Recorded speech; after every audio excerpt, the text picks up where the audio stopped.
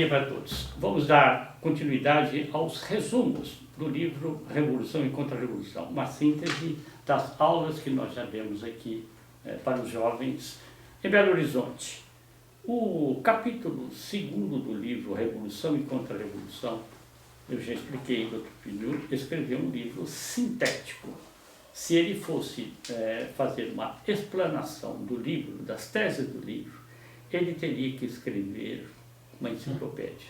O primeiro capítulo, é bom até que a gente repita assim duas palavras. Na introdução, do livro Revolução e Contra-Revolução, que é até extensa, o Dr. Pino procura o conceito de revolução. E ele pega assim um ponto muito fácil de qualquer católico entender. Nós somos 97% da população. Por que razão, então, que os católicos no Brasil estão postos de lado? Tem algo acontecendo. Segundo ponto que ele coloca. O catolicismo, que é o jornal que estava publicando o livro Revolução e Contra-Revolução em primeira mão, catolicismo combate o espiritismo, combate o protestantismo, combate o marritenismo, combate a política da mão estendida com os comunistas, combate o socialismo, defende o direito de propriedade. O catolicismo tem em vista o quê? Então vocês têm alvos assim, não, nós temos um alvo único, do qual esses aqui são cabeças. Esse alvo se chama revolução. E a revolução, ele mostra, está denunciada por, sobretudo, Pio XII, não é? E alguns autores contra-revolucionários do século XIX. Então, essa seria a parte da introdução. Depois que ele mostrar a introdução, o conceito de revolução, ele vai mostrar o quê? Que as crises, Estado, família, cultura, sociedade, moral, relações entre sexos, enfim, todos esses problemas, eles têm uma raiz única. Qual é essa raiz? É a crise do homem. Agora, isso que parece simples demais, na verdade, é genial. Porque o Dr. Pino não está condenando que o Estado, seja a federação, seja os estados, seja os municípios, que sejam as associações privadas, combatam aspectos da revolução. Não é isso que ele está dizendo. Ele está dizendo diferente. Era necessário reformar o homem. Reformando o homem, nós teremos a cidade de Deus, que Santo Agostinho, enfim, já no século IV, pregou. No capítulo 2º, o Dr. Pino vai aí acessar o foco ainda um pouco mais. Pega aqui o mapa mundi. Ele diz, essa crise é de onde? É do Japão? É da China? É das ilhas Fiji lá? Dos esquimós? É do povo eslavo? Não é. Não é. Essa crise é do Ocidente. Por que é a crise do Ocidente? Porque a revolução, e aquilo que ele chama de pecado de revolução, é a rejeição da civilização católica.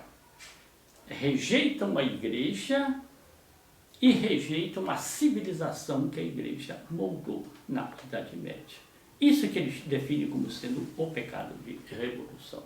E mostra, nos sucessivos capítulos, as etapas desta apostasia.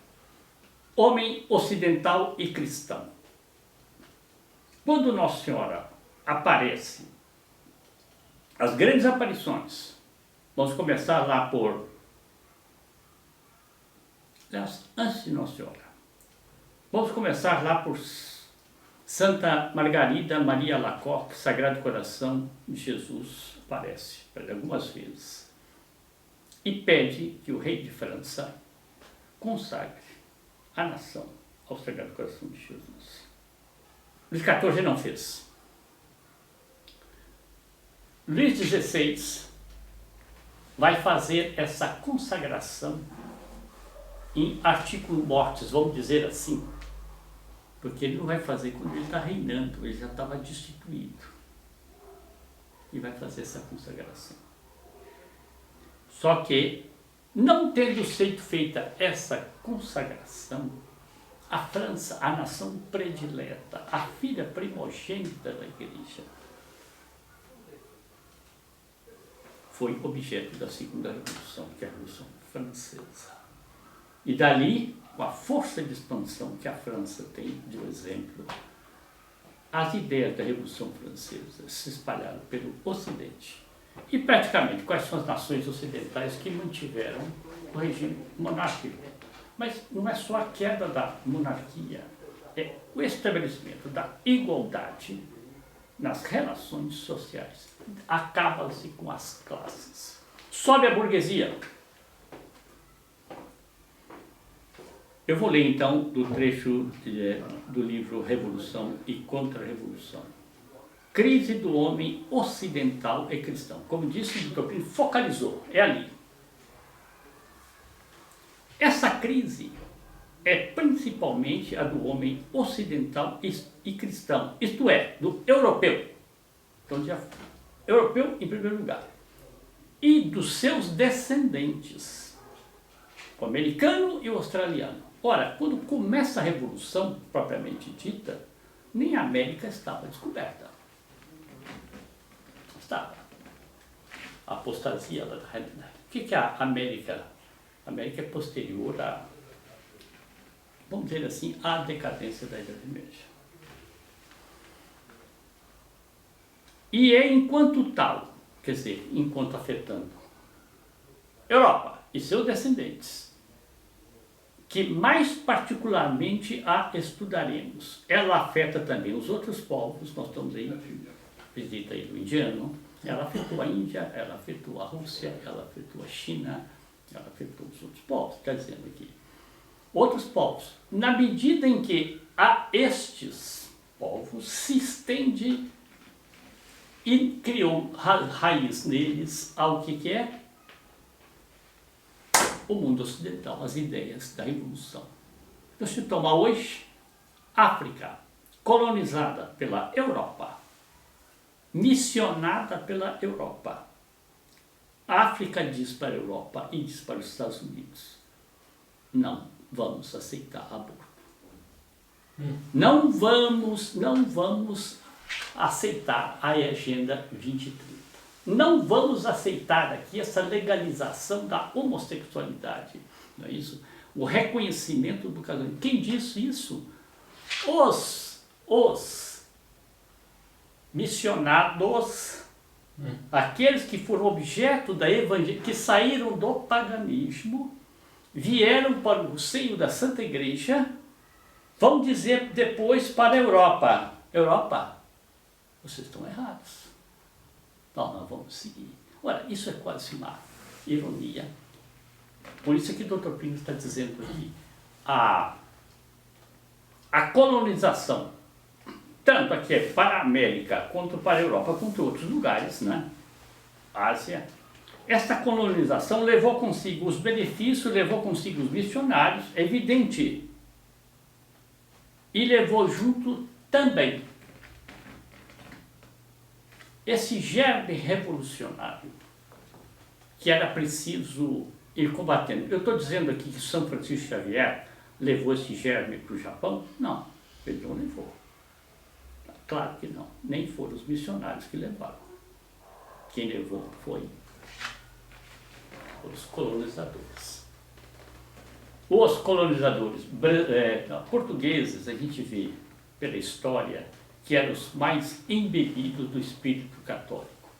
Mas estavam ou não estavam penetrados de um certo espírito da Renascença? Claro que sim. Não é que eles eram renascentistas lá como 1400 e tantos, não eram. Mas, como nós hoje estamos penetrados do espírito girondino da Revolução Francesa, somos criados num mundo de igualdade e achamos que essa igualdade está bem, está bem. Eu falo de igual a igual para o meu professor e capaz de ainda pensar que... Pensar não, veja bem, aqui a gente pega bem a questão da sinodalidade. Essa sinodalidade, o que é? É a renúncia da hierarquia de ensinar, governar, santificar. E ela vai, então, compartilhar isso com o público, não é? E ouvir o público. Contradição, não ouve o público conservador. A esse público conservador, a sinodalidade diz, fecha as portas. Então, por isso que o Dr. Plínio Corrêa de Oliveira afirma, a revolução igualitária penetrou na sociedade e da sociedade ela entrou na igreja. Outra afirmação, documento histórico. O concílio, o discurso do Papa João XXIII. Abertura para o mundo. Onde tem fundamento isso na Sagrada Escritura? É o que eu acabei de ler agora, o padre Luiz Piloto Filion, os Evangelhos. Onde tem fundamento isso de abertura para o mundo? Vós sois o sal da terra e a luz do mundo. Se o sal perder a sua força, do que serve? Ide evangelizai todos os povos, batizai-os em nome do Pai, do Filho e do Espírito Santo. O mundo vos perseguirá. Como perseguiu a mim, nosso Senhor, que nas últimas horas dele, portanto, depois da Santa Ceia até o Getsemane, que é 2, 3 horas ali, ele vai de novo reforçar isso. Como me perseguiu, perseguirão vocês também. Bem, então, voltemos ao ponto. É interessante, Marcos, essa questão que o Dr. Plínio aborda da Revolução ter penetrado a sociedade primeiro e depois a Santa Igreja, que nós vemos que tem muitos grupos influenciadores hoje que tem um foco quase que excessivo só em preservar a missa. E tudo que deveria se resumir a nossa vida só o que acontece dentro da igreja. Não se preocupar com o que acontece fora da igreja. Nós sabemos que a maior crise da igreja veio de fora da igreja. Veio de fora, porque, veja bem, as pessoas que vão para o seminário, eles estão ou não estão imunes desse espírito igualitário? Não estão. Não é? Quem criou essa teologia da libertação? Não é? O que ela pegou? Ela pegou o quê? Ela pegou o modelo de Marx. Então, de fora para dentro que entrou esta igualdade. Quer dizer, ela deixou de levedar e optou por ser levedada. Até vi agora uma contradição, para mim, assim, foi um clique, vamos dizer assim. O concílio tem a Constituição Gaudium et Spes, a abertura para o mundo. Está bem. O concílio terminou em 65. A partir de, talvez, a encíclica Laudato Si, do Papa Francisco, a impostação já é outra. Esse mundo está destruindo o planeta. Então, esse mundo para o qual nós nos abrimos no concílio e dissemos que era preciso, quase que eu diria, endeusar o progresso. O mundo está, a ciência está progredindo, tudo anda. Bem, esse mundo foi o que gerou, segundo eles afirmam hoje, não é? E está matando, está fazendo com que a Mãe Terra gema do parto de dor. Então eu digo, a gente tem vontade de dizer, primeira coisa que vocês têm que fazer é mea culpa. Erramos quando nós endeusamos o mundo. Quando nós endeusamos o mundo e o mundo fez isso que está aí. O mundo está destruindo o planeta. Então, é o que o Dr. Plínio explica, a revolução. A pessoa que tem mentalidade revolucionária, jamais ele terá um ato de humildade. Ele sai do erro, endeusar o mundo, quando ele pensa que ele vai voltar para a boa posição com o filho pródigo, ele cai no erro oposto. A Mãe Terra está gemendo. A gente vai cair em quê? Uma doutrina panteísta. Vamos continuar o Dr. Plínio. Veja aqui, nós até adiantamos um pouquinho no comentário, mas veja aqui. Nesses povos, quer dizer, quais são os povos? Os povos não ocidentais e cristãos. Tal crise se complica com os problemas próprios às respectivas culturas e civilizações, e ao choque entre estas e os elementos positivos ou negativos da cultura e da civilização ocidental. É o que eu falei. Vão os missionários, vão os colonizadores. Esses colonizadores estão o quê? Aí, diz o Dr. Plínio, eles têm elementos positivos e negativos. Encontram uma Índia, por exemplo, né, um São Francisco Xavier encontra uma Índia, ele vai fazer o apostolado deles se abrirem para a Igreja Católica. Então, muito bem. A Índia, até hoje, como eu disse, da África, ela não aderiu à Agenda 2030. Então, é que ele diz aqui, aos problemas, porque vem o ocidental com qualidades, com um desenvolvimento, com uma tecnologia, com uma cultura, vamos dizer, entra nesses países, o que ele deveria fazer? Eu resumo aqui e encerro também. Essas culturas pagãs, elas, evidentemente, na medida em que elas são fiéis à lei natural, a lei natural é aquela lei que Deus colocou na alma humana, desde Adão lá. Então, na medida que ela respeita a lei natural,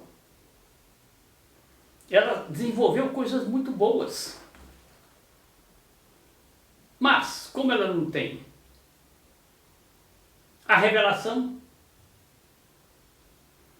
como diz São Paulo, os deuses dos pagãos são demônios, São Paulo repete o que diz o Antigo Testamento. Então nós temos esses povos, como o Dr. Plínio está dizendo aqui, esses povos, não ocidentais, na medida em que eles são fiéis, conservaram-se fiéis à lei natural, eles até estão defendendo posições que a Agenda 2030 do Ocidente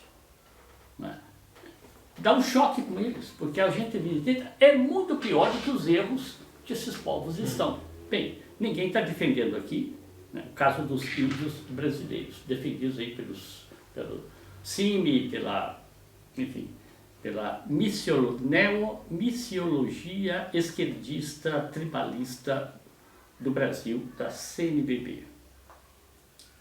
O infanticídio. Você vai justificar isso de que maneira? Criança nasce defeituosa, tem que matar. O conceito de monogâmico e indissolúvel do casamento, como alertava o padre Anchieta, são guiados pelos pajés com essa péssima doutrina. Se você comer um outro ser humano, aquelas qualidades daquele ser humano você vai absorver. Uma doutrina demoníaca para incentivar a combatividade do índio e, ao mesmo tempo, levá-lo ao antropofagismo. Então, acho que está muito bem. O Dr. Plínio está detectando a crise é do homem ocidental cristão. Então, Nosso Senhor aparece para Santa Margarida Maria Lacoque, pede a conversão da França, também. Depois, em 1830, Nossa Senhora da Medalha Milagrosa, Santa Catarina da Loureiro, França. 1846, La Salette, França. 1858, Lourdes, França. 3 grandes aparições mariais na França. A partir daí, 1917, Nossa Senhora olha para Portugal. Então, aí isso só completa o quadro que o professor Plínio Corrêa de Oliveira está apresentando. A crise é do homem ocidental e cristão. Ele é que tem que ser reformado, tem que ser convertido. Bom, era isso. Nossa Senhora ajuda a todos. Salve Maria.